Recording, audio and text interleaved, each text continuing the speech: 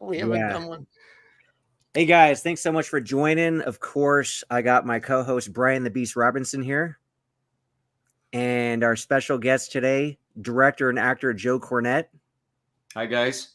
Thanks for joining, Joe. And we're Thanks going to have for having me. Alexander Nevsky, bodybuilder and action movie star, join us shortly. Going to talk about the new film that Joe had directed and Alexander stars in. Joe's also got a very big role in this film. We'll talk about that, Taken from Rio Bravo. First question, though, Joe. We got one from Antonio. He always comes up with these great questions for these live discussions. And he's saying, Mr. Joe, you've directed films across genres, but seem to have a particular affinity for Westerns and action films. What draws you to these genres, and how do you keep them fresh for modern audiences? I suppose there was no grand design or master plan or strategy for this. It just sort of happened. The first 3 features I directed were all Westerns. I wrote the scripts. I was in them. I directed them. And then one thing led to another, and I met with Alexander, and we both decided to do a Western, but we decided to do something a little different and do sort of a mashup of the action genre coupled with sort of the Italian Western look and feel. Something that really hasn't quite been done before. Hence, the first film we had Matthias Hughes, who's also in the second installment in the franchise, and we had Olivier Gruner, and of course in this one we have Cynthia Rothrock and Don the Dragon Wilson. So it adds this extra, I call it outrageous element, but I mean it in a good way. I mean, this film that just came out, Taken from Rio Bravo, I lovingly described as outrageous, because it is. It's outrageous in its action and its scope, and it's big, and it's a lot of fun, and it's very, very different from the Westerns that have been out there and are out there now. And of course, I've done horror too. I mean, why not? So I try to do different things, and keep it exciting, keep it fresh. Oh, for sure. Well, let's dive a little back into your history and origin. How exactly and why did you get involved in filmmaking? Like, is this something you wanted to do as a kid, or did you just get into it later and decide I want to do this now? Oh, yes. I had always wanted to get into this, and my journey to how I got here is rather convoluted, but I'll try to simplify it. I had done many other careers, and my most recent one was in commercial real estate. And I got out of that industry, thank God, in around 2010, just barely escaping with my life. And I had a good run in it. I had a good time, but I always kept on top of filmmaking and film in general, and not so much with the technology, because I was trained with cameras that had sprockets and gears and things like this. And I started to pick up on the digital technology right around that time with different cameras. And then one thing led to another, and I started taking a few writing classes and getting back up to speed on that discipline. And I suppose the change was a number of years back. I started taking a film acting workshop with a gentleman named Clu Gulager, who was he's sadly not with us anymore, but he was one of the legendary character actors from the 50s, 60s, 70s, right through the 80s and the 90s. You gentlemen probably know of him, even if you don't know the name. If I were to show you a picture, you'd know who he was.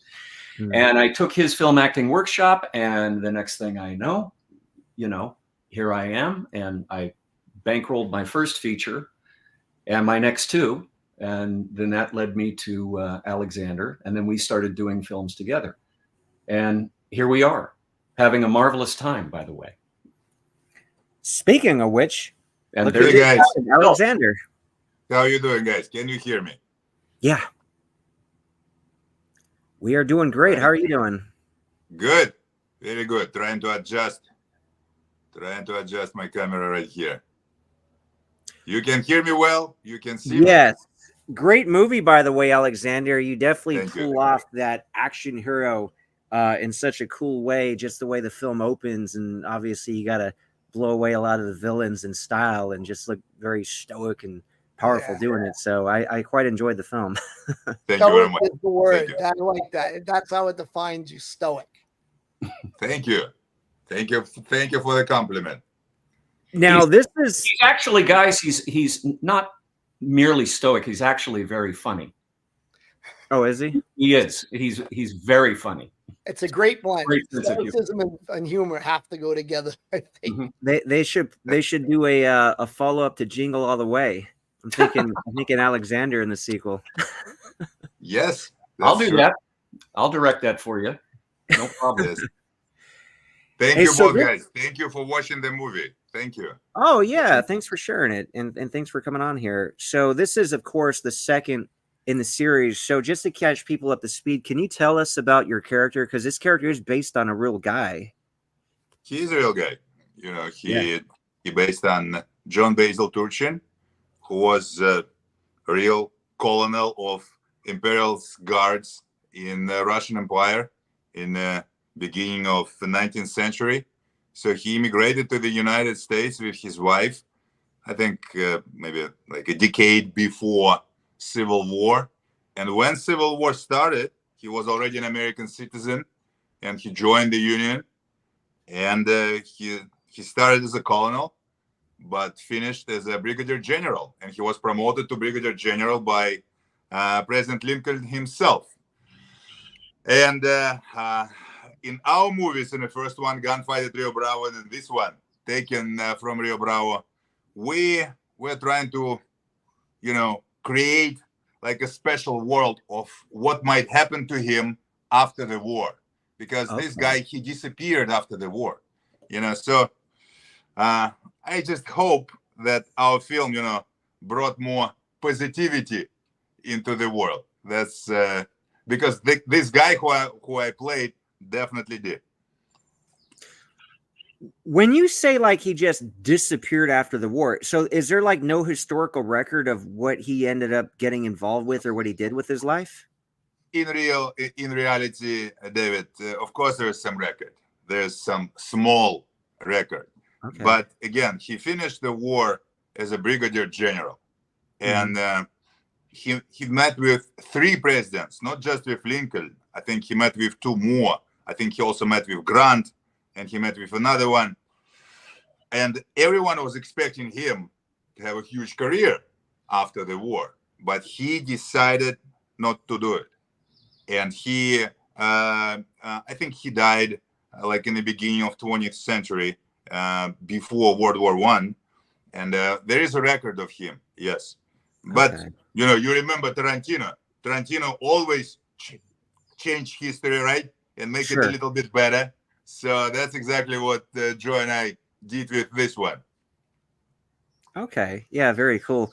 It'd be funny if they had social media back then, because like nowadays everybody knows everything about everybody in a way, but you could kind of create your own narrative and people kind of have their own theories on things. Me and Brian were actually joking about this earlier, but yeah, it's just such a different world now, because pretty much the way people post on Instagram, for example, like on their stories, people could kind of see what you're involved with day to day, or like on your social media, Alexander, you're always hanging out with like big movie stars. You're always at nice restaurants. So be funny to see. But let me congratulate you, because remember our last conversations last year after the first Western, and you were just talking to me about movies. You were talking to me about breaking through and everything, but you're in great shape. Now you're even in a better shape. And this coming fight of yours, you will fight like world boxing champion, and you already did a couple of big action movies. David, I think, and Brian and Joe, I think you all will support me with a message, because for all your audience, and now your audience is growing, right? You have already like 150,000 people watching your YouTube channel. You can make it. You can make it. You shouldn't wait for anyone to push you forward. You can push yourself forward by yourself. And actually, you will be the best one to do so. And That's what I think. That's what I'm doing. That's what Joe is doing, and hopefully Brian. And that's what you're doing. And you're an inspiration, David. Congratulations to you. Oh, thanks so much, man. Yeah, it's been wild over the last year because I had like finished shooting 4 films now. Only one of them's out. Bloodstorm, my lead role, is coming out soon.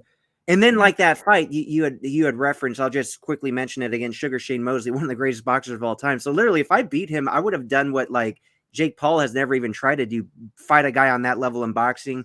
Logan Paul lost against Mayweather. Conor McGregor lost against Mayweather. I could literally be the first guy who fights one of these elite boxers in their world, in their sport, and wins, which would be kind of legendary. But like you said, people do have to, you got to think big. You got to strategize. And like you were saying, Joe, you were in commercial real estate. It wasn't that long ago where I was just stockbroker, but like I had these ideas and dreams and goals of doing something that I really wanted to do. And, it worked out. I always like to use the quote, if you're not invited to the table, build your own. I do plan to get invited to that table at some point next year, hopefully. But as of now, I'm doing whatever I can to build my own table. David, let me just add this. gotta, I've been around a lot of people in my life, and you definitely have incredible self-belief. But the biggest thing in life is being able to face failure. Like, if you can handle failure, you can handle, you've got it. Anybody can deal with success. But the way, we do some things, they don't work. You don't care, you don't care if a door shuts, man. You just kick another one open. And that's a real true superpower. You got to keep going forward, man. You get knocked down 7 times, get up 8. That's the key. Hey, that's the learning process. And Laurence Olivier used to say, in regards to an actor paying attention to notices, reviews, he said the secret is not to pay too close attention to the good ones. And there's a lot in that, because you do learn from your struggles and your failures, for lack of a better term. You learn from your successes. Wisdom is gained at the end of a whip in life, man. We get beat up, but our most valuable wisdom comes from our hardest times, and we take the greatest beatings. Oh yeah. Mm-hmm. Yeah. Here's a great question for you, Joe.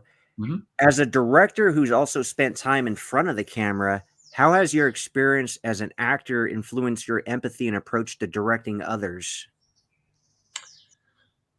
Well, I always approach directing from an actor's point of view. It's automatic. It's ingrained in me. When I talked earlier about my film actor workshop experience, that's kind of what Clue imparted to me back in those days. And he made me think like an actor. And I approach everything I direct as, I'm known as an actor's director. I've been called that. And I approach it that way. It really is one and the same. I think both ways at all times. So I'm thinking about what Alexander is doing in a scene, and with him, I don't really have to tell him anything about what to do because he's great.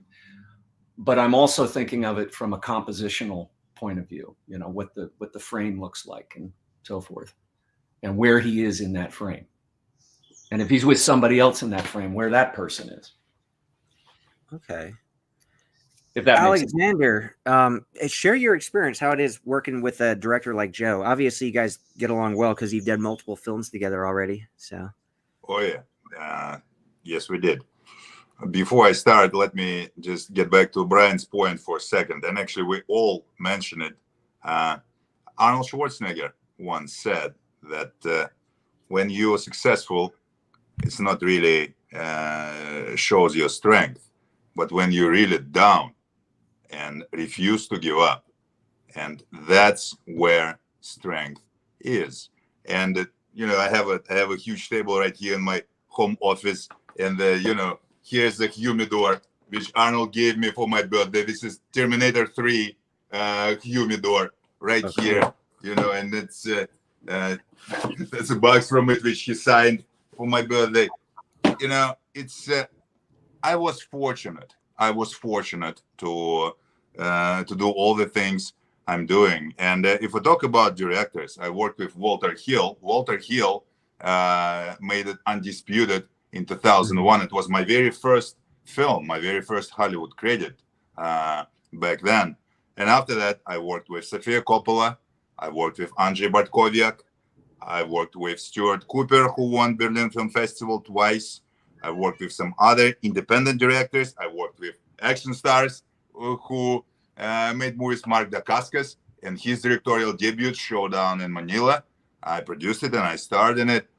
But when I started to work with Joe, for me, it was it was a great thing to understand that director can also, yes, he can be your great friend, of course, and you can have a great connection as people, but director can always be positive. He can always be prepared. He can always be on point. He can always be on time. And most importantly, he can always be fun to work with. Fun to work with. And I directed one movie, Black Rose, and that was great experience. The problem was I was a producer, an actor, and one of the writers, and one of the stars. And we shot it in Moscow. We shot it in United States, in Los Angeles. And I had Kristanna Loken with me from Terminator 3, by the way, from Terminator 3.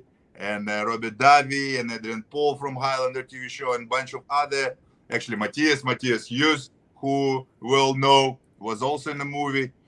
And I remember the amount of stress I had, and I hope I was mostly positive and fun to work with. But again, it was just one movie. With Joe, now we're in production of a fourth one. We're making a fourth one together, and that's most important thing. And again, of course, you have to have a great product. You have to have a great professional who makes sure you have that product. But it should also be fun, because movies how fortunate are we, to be able to make movies one after another. It should be fun. It should be joy. And with Joe, that's exactly that. Joy and fun. Nice. Yeah, I got to enjoy the journey and the process. Of course.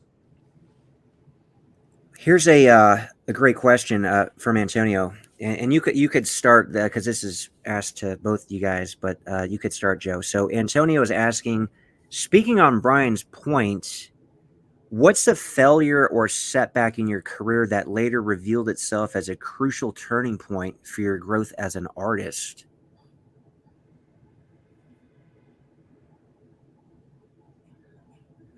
Is there something you could think of specifically? I suppose it was any one of the, and there haven't been many, but any one of the aborted or projects that I was not able to finish.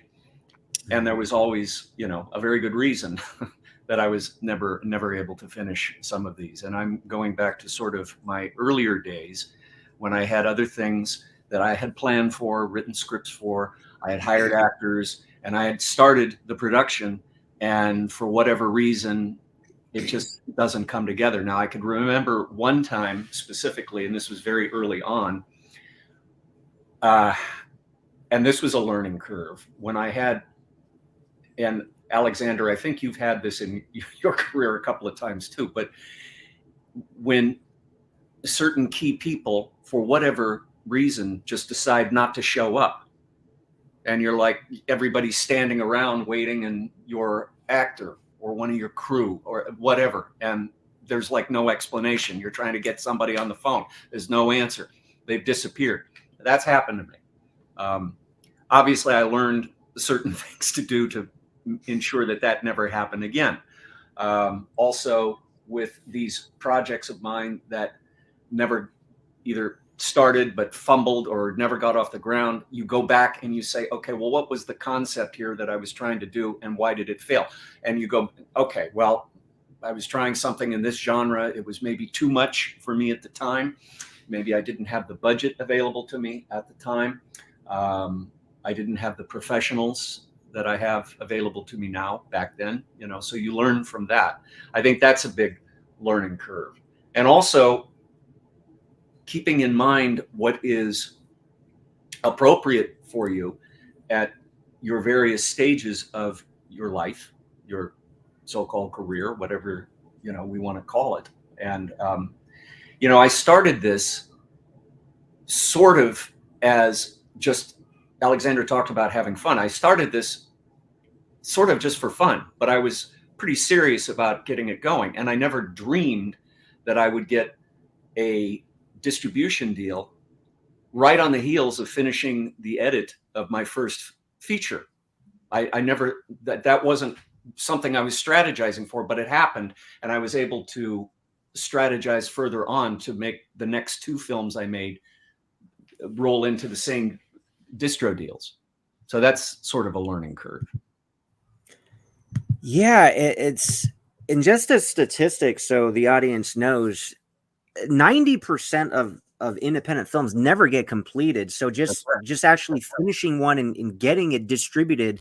Everybody could watch Taken From Rio Bravo on Zoomy, by the way. I think it's XUOMI.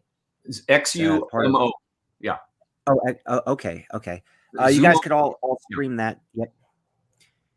So yeah, a big accomplishment, just getting these films completed and getting them released with good distribution, and the quality is beautiful. Like the cinematography, all the landscapes, and that's what you want to see in Westerns, because movies are supposed to put you and take you to another place, like another world. And this film does such a good job of doing that. You feel like you're there, and the action's a lot of fun, and you guys work very well together on camera. Obviously, you directed the film, but you're in the film a lot, and you guys have a cool partnership, in the film, working together. I gotta say too, I told Joe earlier, sometimes with these action movies, your intelligence gets a little insulted when the gun scenes are really crappy. And like, you came out and you were shooting multiple people. And, there's some movies they do that, and it's so badly done, so poor, but you pulled it off. I believed it. I'm like, man, you believe in your head a little, maybe he could do that. The way you moved, the way it looked, I was impressed. Well, we are fortunate enough to have one of the greats, and I'll let Alex take it from here, one of the greats in the business as far as stunt and fight choreography. Alex, do you want to take it from here? I will. And first of all, what I want to say, can you hear that interesting sound over here? That's never easy. Yeah, but my point is, first of all, talking about the failures and all of that, right? To the question which our audience member asked. For me, I don't have any horror stories if we talk about failure or whatever. But when I was a kid, I was really skinny. For me, it was a kind of horror story, but it pushed me to find first boxing, and after that kickboxing, and after that bodybuilding. And bodybuilding was my ticket to film industry later. Same thing. When I moved to into the United States for the first time in 1999, I didn't speak English at all. Yeah, and my mom always told me, back in Russia, back in the 90s, like, yeah, you should study the language, you should read more. I just, I didn't do it. And it was a failure. I should have. But when I came here, it was another reason for me just to push myself forward harder.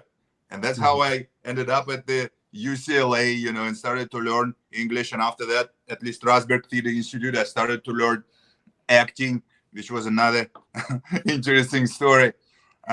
So I hope that for your audience, the message would be, we all have failures. We all have them. But who cares? You should just continue to push forward. You should continue to have fun. You should continue to fight for your dream. And Joe just mentioned great team, which we had on the first Western and second Western.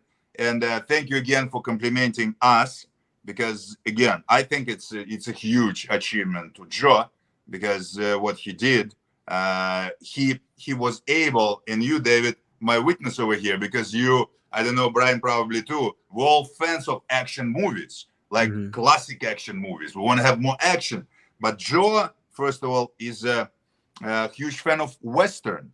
original westerns, like spaghetti westerns, and he was able to combine these two genres together and combine it very well. And me, as a fan of the genre, actually both genres, I enjoy these movies as an audience member. Of course, I enjoy them more when I see myself on the screen, but it's a it's a different story. But we also had a great fight choreographer, Art Camacho, who is a legendary guy himself, and I worked with him before, and now we're doing these westerns together with Joe and him. We had a great director of photography, Sam Wilkerson, and that was actually his and his team's achievement of all this amazing shots you saw on screen, which you complimented before. And we had great actors. By the way, I know that one of our co-stars, Don the Dragon Wilson, great Don the Dragon Wilson, he's your friend too now, right, David? You trained with him? Oh, yeah. I train with them all the time. I eat lunch with them, hang out with them. In fact, I'm going to meet him after this live. I'm going to go meet him and one of his childhood friends, Chip, down at Skid Row. And we're going to hand out a bunch of stuff to some homeless people and help them out. Nice. That's great. Please hug him. Please say hello to him for both of us. Please do. Yeah, we'll do. We'll do. Oh, I think Brian disappeared, but oh yeah, but yeah, it was never cool. is on Sunday morning, but we're still here. Yeah, definitely. Here's a question for you, Joe. Mm-hmm. There's a lot of great questions here. I'm just trying to find the right ones in the chat. As someone who's worn many hats in the industry, actor, director, producer, how do these roles inform each other in your projects? As just to clarify, as far as each, being an actor, being a producer, being a director, I guess the answer would be you see this total picture, this big picture.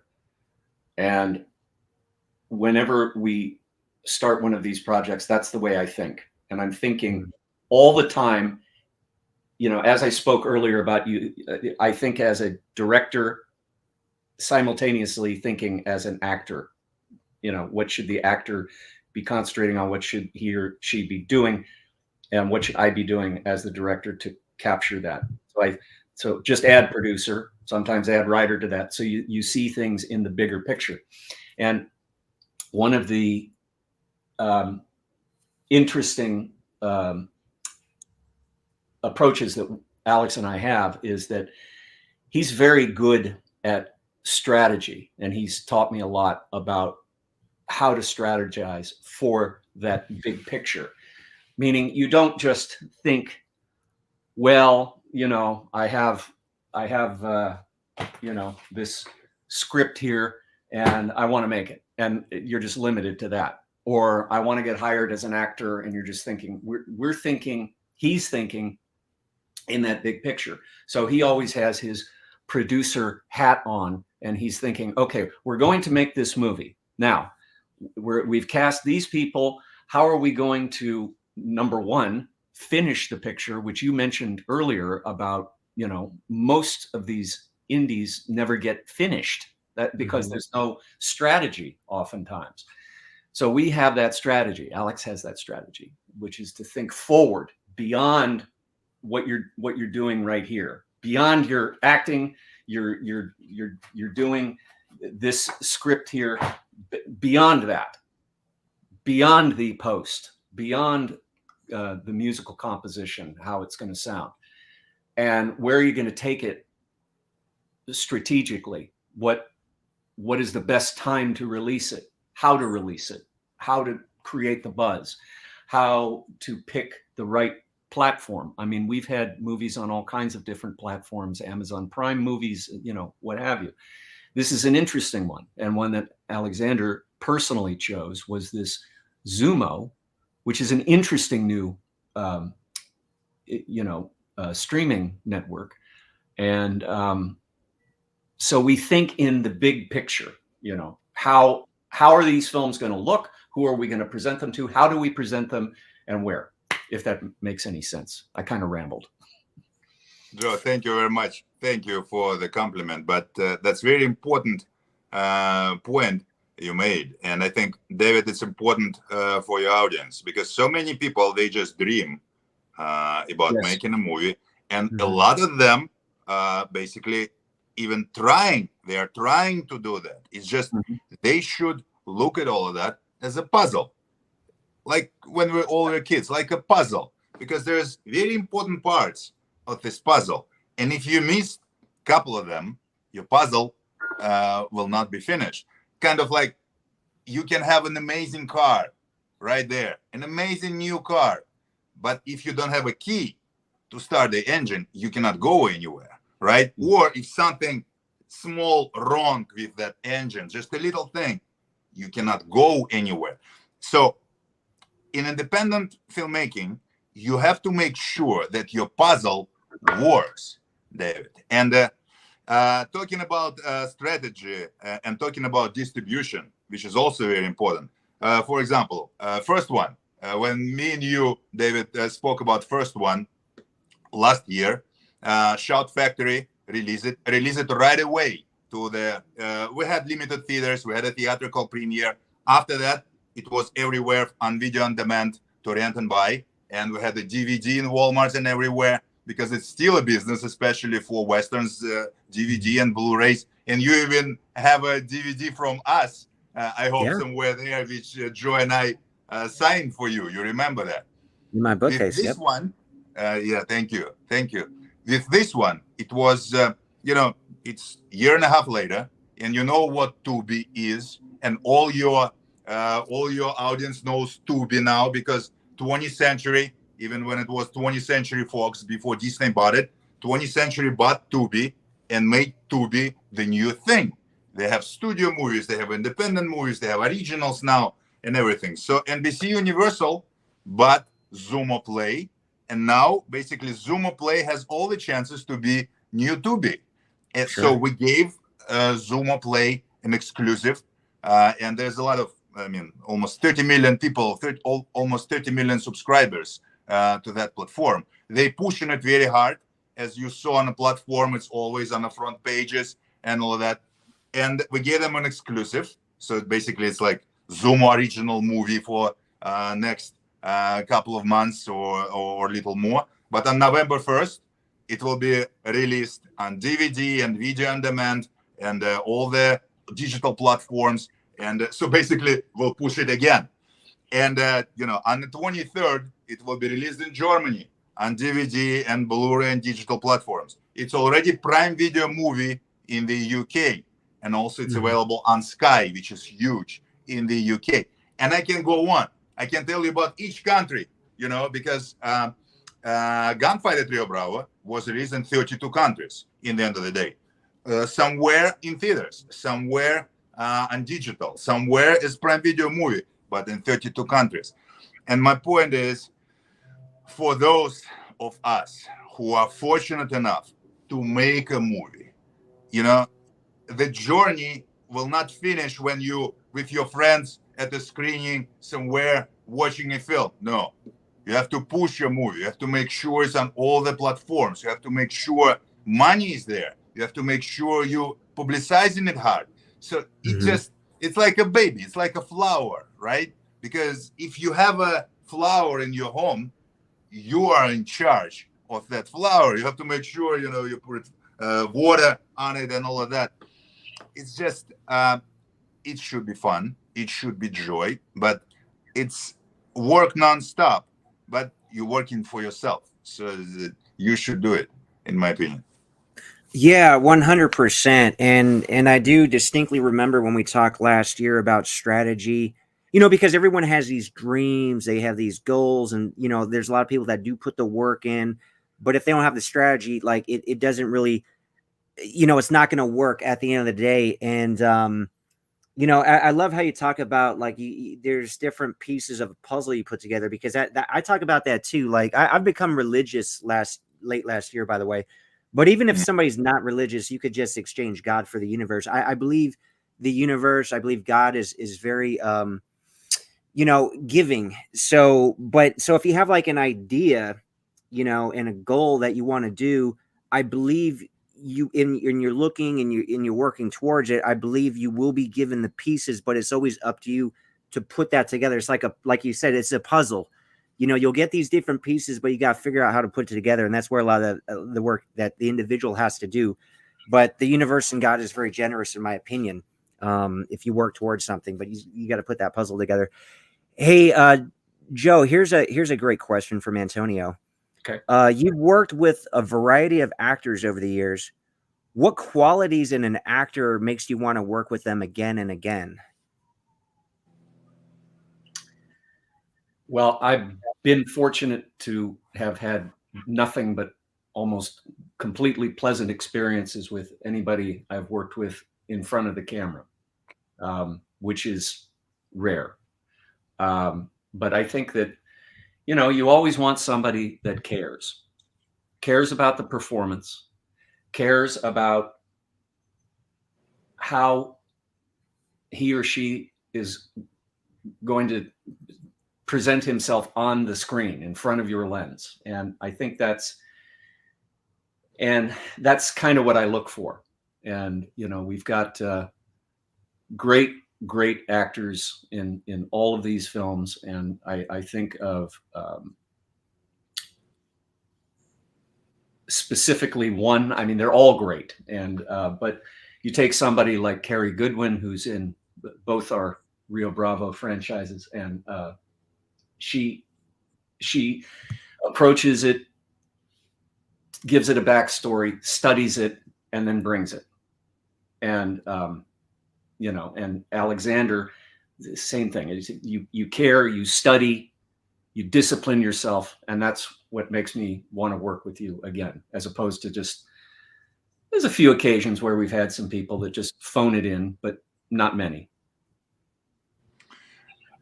And David, let me compliment Joe again, because he equally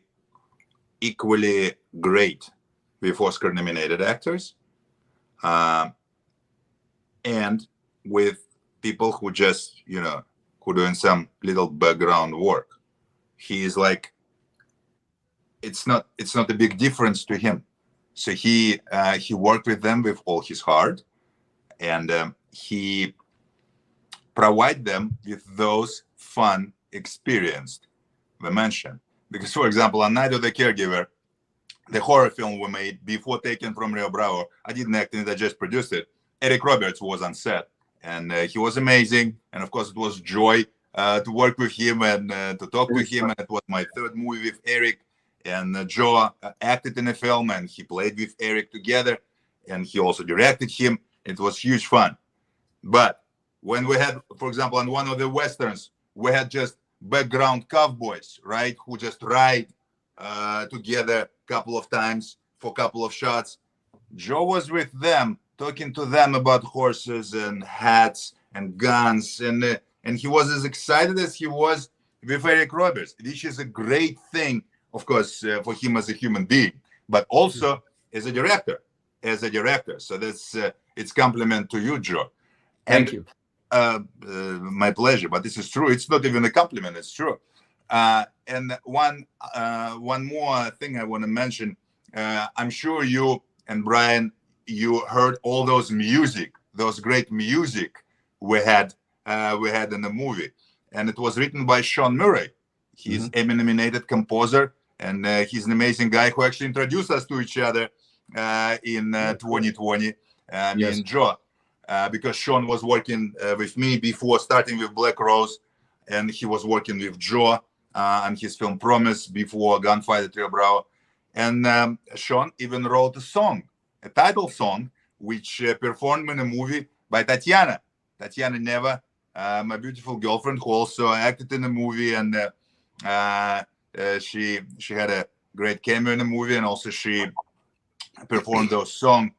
Another example to your audience, how can you be talented and generous and amazing and fun to work with. And another compliment to Joe, I can give him compliments all day long, because he has an ability to create those environment on set. So basically you just, yeah, it's a hard work, probably more than 12 hours a day and whatever, but you're having fun. You having fun.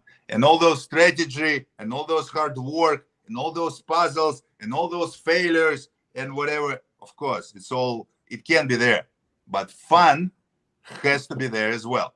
Yeah. And when you have fun, I mean, you can do whatever you want with your life and your career. Oh, definitely. Now, I'm sure, and you guys have both been involved with quite a few films now, but just like anything, the more you do it, the better you get, the more you learn. And speaking about learning, can you guys share a moment from your latest collaboration that was particularly challenging and rewarding, and what it taught you both about filmmaking? Joe, please start. We're talking about Taken from Rio Bravo, right? Please, Yeah, Joe. this one specifically, the latest collaboration, or if there's a more interesting answer to one of the other films you've worked on, but something that, really taught you something about filmmaking. Well, you always learn. You just do. And I'm trying to think on Taken from Rio Bravo, because everything is generally with the two of us, laser focused, pre-planned. Now, obviously, things come up. People miss the bus and don't show up, or people flub a line here and there, or or there's a camera problem or something. Yes, you learn from that. But I would say with Taken from Rio Bravo, we had it pretty much fine-tuned as to, we had an A and a B unit. And so we had them both going simultaneously. And I think it was so well structured. And back me up on this, Alex, or if I'm wrong, tell me. It was so structured that it just moved on like a well-oiled machine. And generally, happily, our projects tend to move like that. Can I ask you a question about that, Joe? I mean, it's really interesting.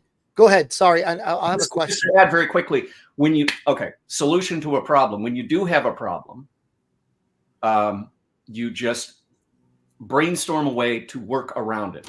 And I've got all kinds of quick fixes operating up here as to if somebody doesn't show, okay, we're going to shoot this instead. And we go off the schedule. There's little things like that. I've had situations where I've had to read off camera to the actor, occasionally, not much, but these are just little tricks you employ. And most recently on the current production we're right in the middle of, which is a very interesting project, and we'll talk maybe in a minute if we can, but we had a language barrier because the current film we're working on involves elements of Japanese culture. And we have Japanese actors. In two cases, Japanese actors who do not speak English. Well, they could say hello and goodbye. So I was working very closely with a translator, which was something I've never done before. And I was a little nervous about it at first, but the guy we were working with is so great, and it worked. And and I learned a lot from that about how to express what I wanted to express to these Japanese actors, and it all came out. I mean, we got it, So that was a major challenge, but again, overcome. Brian, you had a question, Brian. Yeah, right? yeah. So for the inspiring film producers and directors, are you? Because my question kind of evolved a little bit. Would you say not only planning but preemptive thinking, like really trying to look and solve that problem before it happens? Is that what makes a successful director, producer? That is a much more intelligent way of saying it than what I cobbled together moments ago. That's exactly it. Preemptive thinking. And I think my head's blowing up. I think that, when I was in another career, a decade or more ago, I was always preemptively thinking because there are all these disasters and unknowns lurking around every corner. and I learned how to, I was dealing with real estate, correct? Yes, and I was dealing with contractors and Yes. building materials and unions in some cases and planning commissions and filing your plans and having a meeting with the city council and all of this stuff. And there's all kinds of unknowns lurking, little landmines, and you got to say, okay, this could happen, so what am I going to do? And as a save. And that's the way you think on these kinds of things for filmmaking, is preemptive. What happens if your actor doesn't show?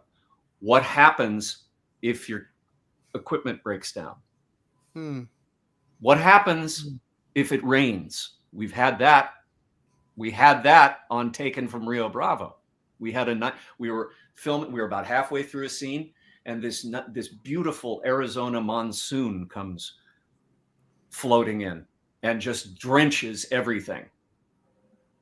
So pack everything up, go inside base camp, wait it out, go back out, sun's shining again. Actually, it made everything look a lot more interesting. And the scene, by the way, is the graveyard sequence. I don't know if you guys remember that sequence, but the creepy graveyard. We shot about half of that, and then it rained, and then we went back out, and it still looked amazing. So interesting. Yeah, I think that's so important in life, and what you probably gathered. Somebody who's just done one career, sometimes they're not able to pull from other experiences in their life and other professions. And maybe that's what's been an incredible asset. I like what you said about the landmines. I say that I call them bureaucratic landmines. So watch out for the bureaucratic landmines when dealing with organizations and governments. Well, I always felt that my prior lives prepared me for this moment, because if, I wanted to get into this business back when I was 17, 18 years of age. And I had this grand master plan of, by the time I was 21, I would be entrenched in it and doing it. And thank God I didn't, because I don't think I would have handled it back in those days as well as I handled it now, because I think this walking through all these various careers kind of prepared me for this, so that I wouldn't stumble and I would know what to do preemptively, or just in a same problem, just a different look.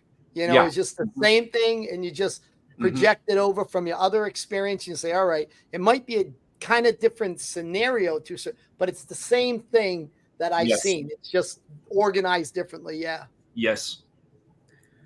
Here's a great question for both of you. We'll start with you, Alexander. This is another great one from Antonio. Is there a particular film or project you've worked on that holds a special place in your heart, not because of its success, but because of what it meant to you on a personal level?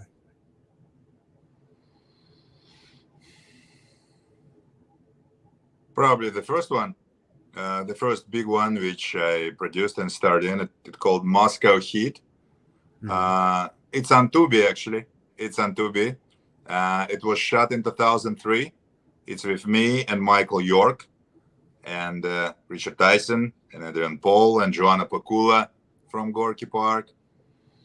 It's the first movie which was my first battle as a producer, as a star in English, with a big part. And again, probably because it's the first one for me as a producer and a star together. Very, very first one which I made here, again, undisputed. I have a small part in a film, but the ability to work with Walter Hill, to work with producer Brad Krivoy, who made a lot of great movies, and to work with Wesley Snipes. Wesley was a star of the film, and Ving Rhames, and Peter Falk, great late Peter Falk, Columbo. He also was in a film. That was a great experience, again, because probably it was first movie for me ever in Hollywood. And later, to be honest with you, each movie I'm doing, I enjoy it as much as anything else. And all of them they all have a special part in my heart. And I think the one we're making now, which Joe mentioned, that will be special part, because it looks like I finally will make it into Japan. I never been in Japan, and the movie we make it now with Joe, it's called The Wide West. And Joe mentioned Japanese actors, great Japanese actors we have in the movie. What he didn't mention, unfortunately, they're all bigger than me, David. They're all bigger than me. They're all sumo stars. One of them, Hiroki, you saw him in John Wick 4. He was great in John Wick 4, Hiroki, and he was the sumo champion. Another one, Ichiko, he just did Ballerina with Ana de Armas, John Wick spin-off. He also, they're huge. They're just huge. They're great as actors and athletes and co-stars. But Joe was absolutely right. They didn't speak English much. And thanks to executive producer Andrew Freund, my friend Andrew, who basically producing it with us. He helped a lot. And he's also president of US Sumo Association. So that Western probably will have a very special part in my heart, in Joe's heart, and even in Hiroki and Ichiko's hearts, because this one is very unusual. We're in the middle of production, and hopefully we'll be done. We have a little break right now because we have to push Taken, but hopefully we finish shooting in September.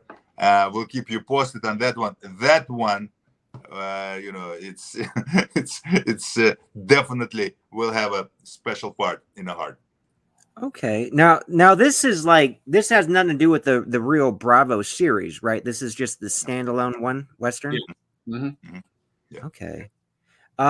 Same question to you, Joe, as far as if there's a particular film or project that has that special place in your heart. Yes. Whereas each of these films that I'm involved in all have special moments and special places, special memories. I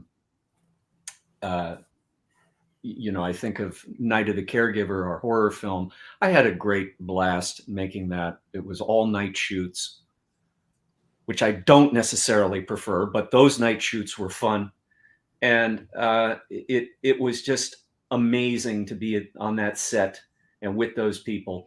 But I think, separate and apart from what we're doing one after the other,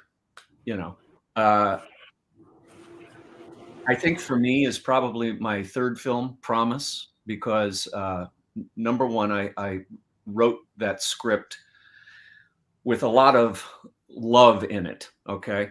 And there were a lot of deep themes I was trying to get across in that story. And in that film, I had the honor of working with Don Murray, who is the father of our composer, Sean Murray. And Don Murray, sadly, is no longer with us, but to actually do not one, but two scenes with Don, one on horseback, one of just a two-shot of he and I together. It was amazing. It was amazing those, whatever it was, 3-4 days on set with him in this remote location. And it was just amazing. I will never, ever forget that, probably. And, Don and I were very close, and I'm sorry he's no longer here, but he had a wonderful life. I was just at a tribute for Don a couple of Sundays ago where we had a screening of Bus Stop. He was the last leading man of Marilyn Monroe. So that was a thrill. And this was not by design, but it just happened. I was the last director that he had. I was the last motion picture he was in was my film Promise. So that holds a very special place. But each and every one is, it's like my child.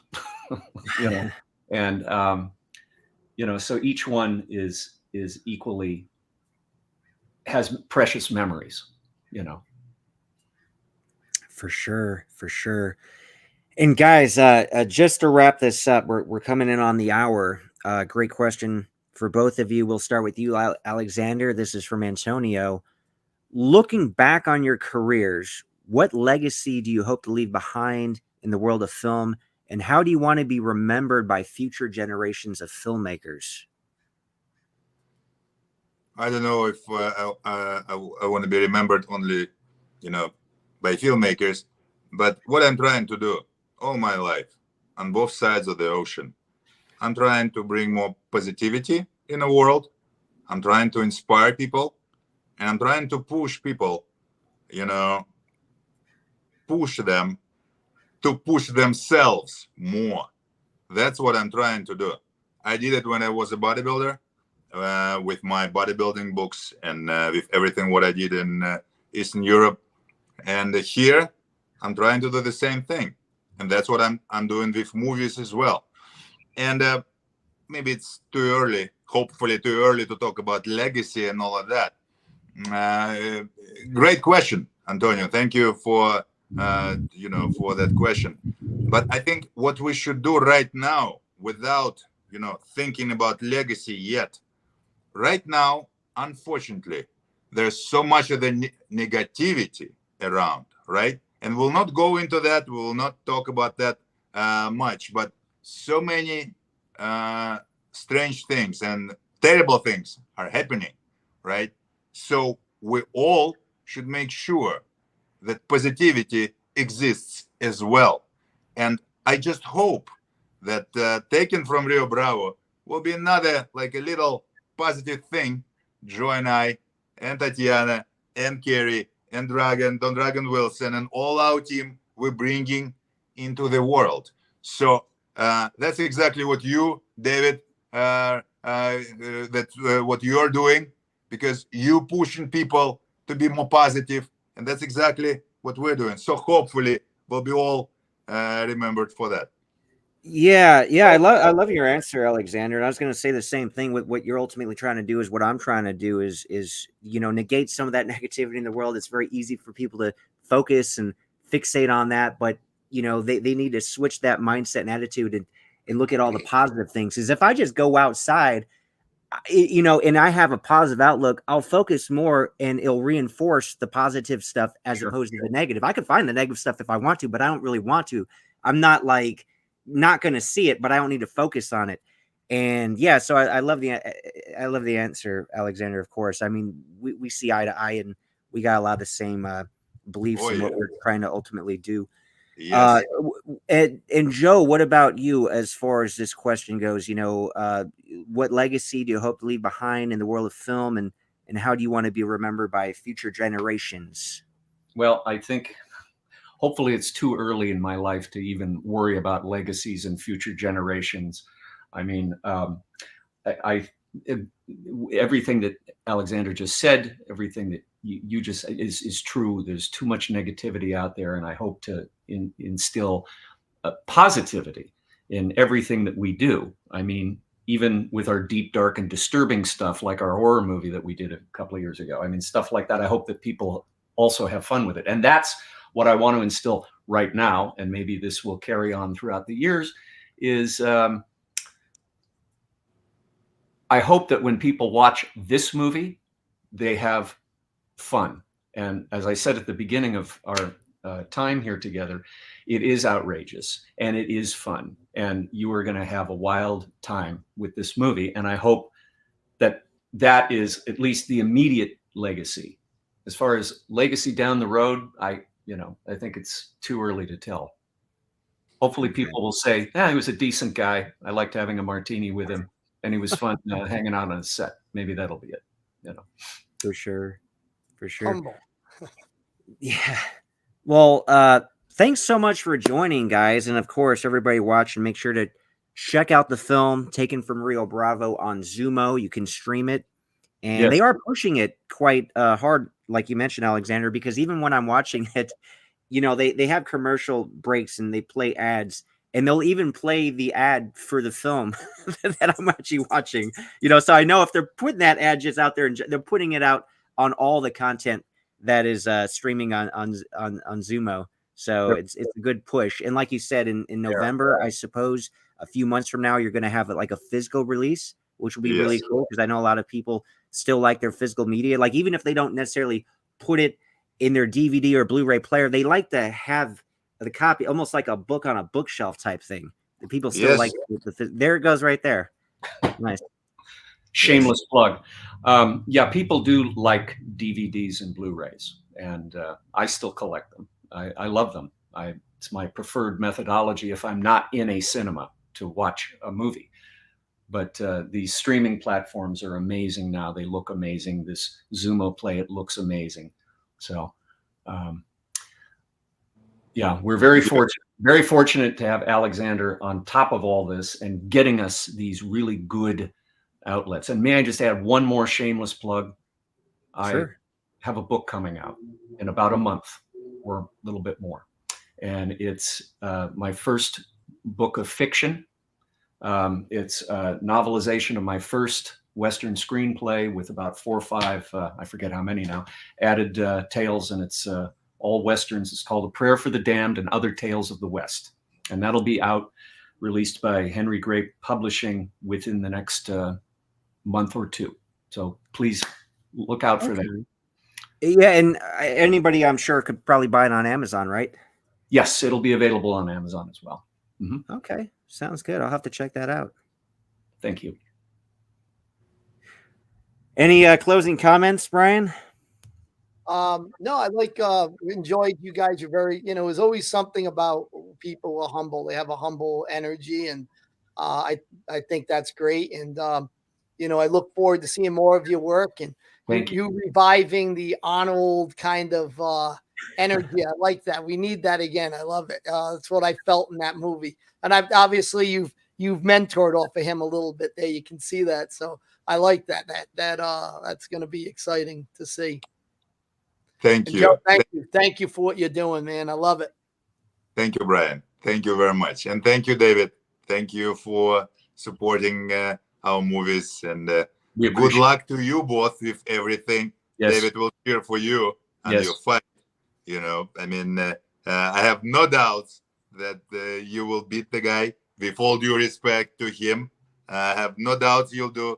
But best of luck to you. Best of luck to you, Brian. Thank you, sir. Thank you for your words. I mean, you can be sure we'll make more. We'll make more. To make you happy. We will. Thank you very much for supporting us, guys.